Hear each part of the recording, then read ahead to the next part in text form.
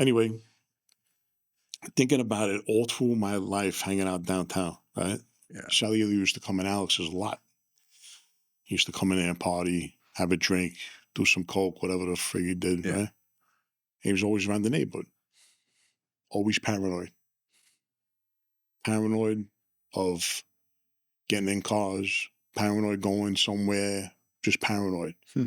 He became anorexic once. I remember he got really, really skinny. He became anorexic. So from what I understand, what happened was how they cultivated him to becoming an informant was he got subpoenaed on the grand jury. Okay. So all he got was a subpoena. Just a subpoena. That was it. That's nothing. Nothing. Nothing. Right. It means nothing. Right. So whoever subpoenaed him from the state, right, he went and became a confidential informant. But He's that's a paranoid nut job. Excuse me. that's when it happened that long ago, right? Wow. So he gets called in for this grand jury thing. He never brings it up. You're supposed to go to your captain and you're supposed to go to web and say, hey, I got a call for a grand jury. This is what's going on. He never said nothing. They called him in and said, hey, we're here and you got called. Oh, yeah. Well, why didn't you tell us? Why didn't think you wanted to know? What do you mean you think you don't want to know? They have of course you want to know, right? You have to know. They have to know. Right. I think back, right? All the Christmas parties we go to, the agents are there.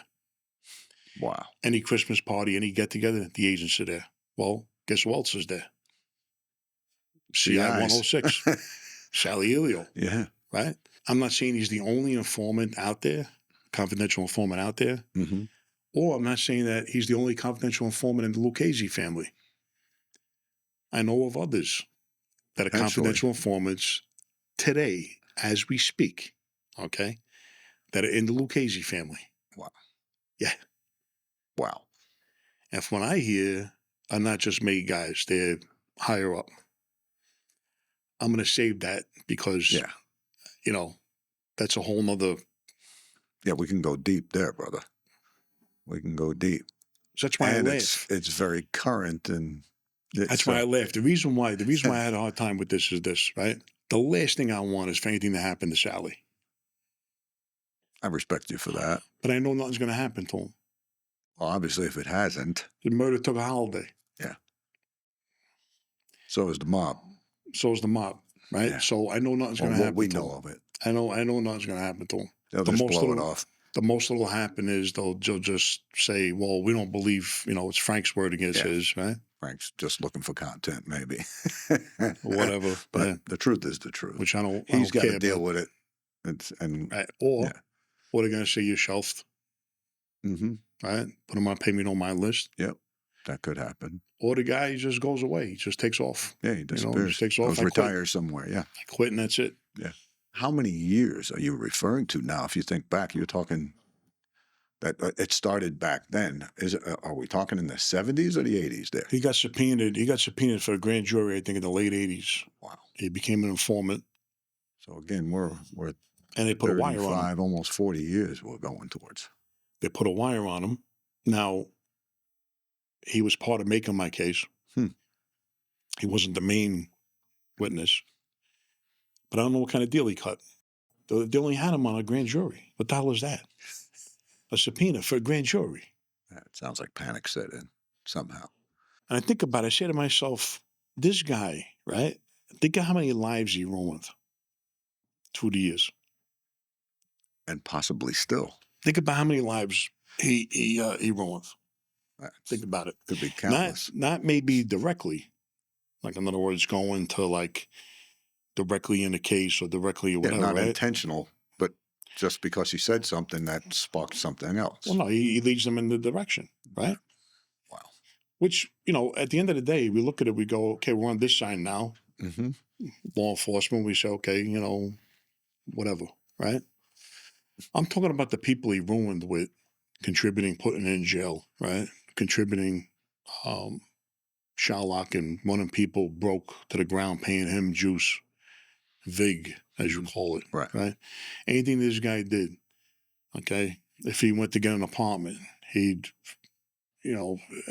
always looking for somebody, always preying on people that were in a bad position, in a bad spot, taking advantage of it. And then what gets me is, here you are, right? Yeah. You're out there,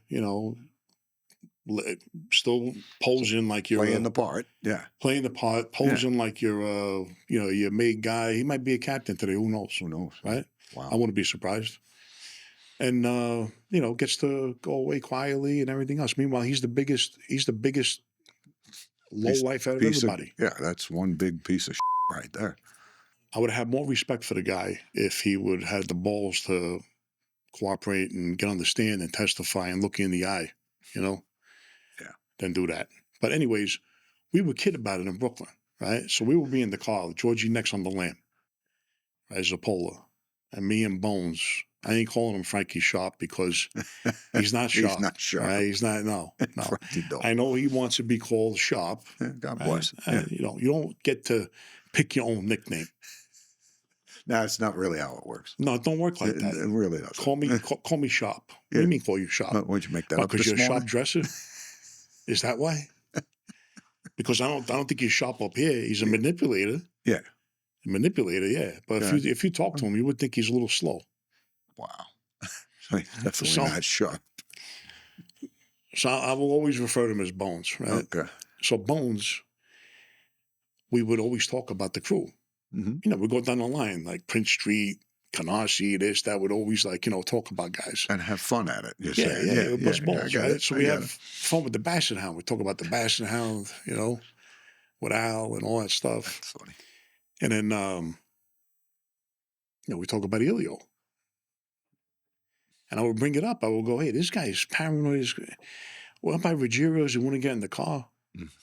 This, that, all this other stuff. And then that goes, he's another guy. He's got a PIN number. What do you mean he's got a PIN number? When he calls the agency, he's got a PIN number. He's got a PIN number. And we're laughing about it. Wow. I'm going, but wait a second. If he's got a PIN number, why ain't we doing anything about it? Yeah. What do you say? He's like, it's not that it's not a priority yet.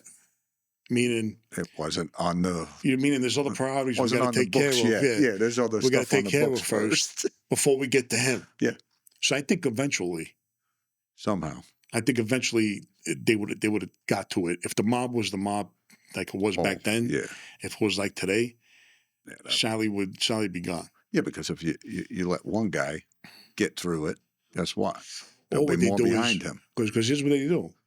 I know this for a fact. What they'll do is they'll make a deal with you and say, hey, hey, Sonny, we don't want you involved in any murders, no assaults. You can't hit people over there with a bat. You're not breaking no arms, no legs. You're not threatening nobody. No violence at all, right? No drugs. You're not going to deal any drugs, all right? You want to bookmake? You want to Sherlock? You want to do light stuff?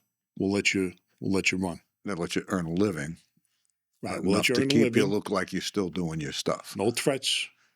No bats, no pistols, no knives, no nothing. Okay? Once you do that, we got to pinch you, right?